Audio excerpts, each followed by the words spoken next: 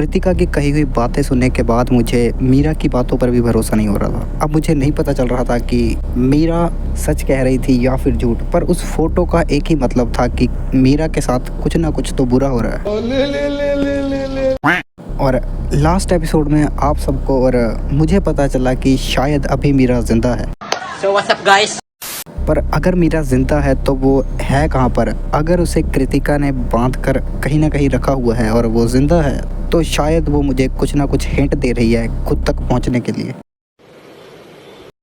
और मैं सच बताऊं तो मेरे मन का एक हिस्सा ये चाहता था कि इस सब के पीछे कृतिका का हाथ ना हो, क्योंकि कहीं ना कहीं मैं शायद उसे पसंद करता था। गजब टूपी बाज आदमी। और मैं आपको बता दूं कि रूम नंबर 308 में मुझे हर बार अलग चीज़ें मिल रही थी, हर बार जाने पर अलग चीज़ें मिल रही थी। आखिर ऐसा हो कैसे रहा? अबे मुझे क्या पता, मुझसे पूछे जा रही है बार-बार।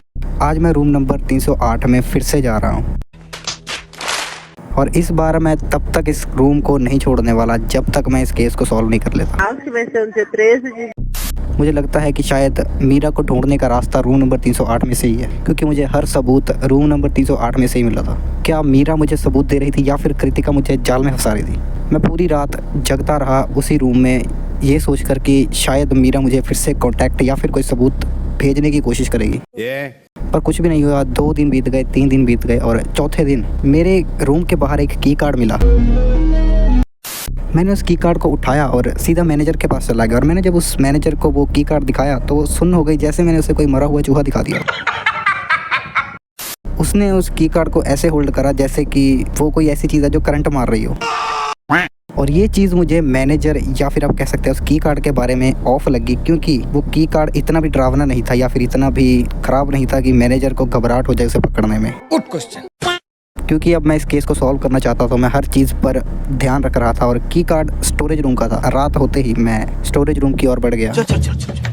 स्टोरेज रूम का दरवाज़ा सरप्राइजिंगली खुला था। जब मैं स्टोरेज रूम के अंदर गया तो वहाँ पर एक और बेसमेंट थी और बेसमेंट में मीरा बंधी हुई थी। जिसे मैं ढूंढ रहा था वो उसी होटल में स्टोरेज रूम की बेसमेंट में थी। मैं न जाने उसे कब से ढूंढ रहा था और उसकी हालत ऐसी थी कि वो बोल भी नहीं पा रही थी और ना ही कोई इशारा कर पा रही थी। वो बिल्कुल बेहोश थी। सीधा उसे रूम में लेके गया अपने। अब इससे पहले कि मीरा को होश आता और वो मुझे बोलती, पीछे से किसी ने मेरे सिर के ऊपर वार किया और मैं भी बेहोश हो गया।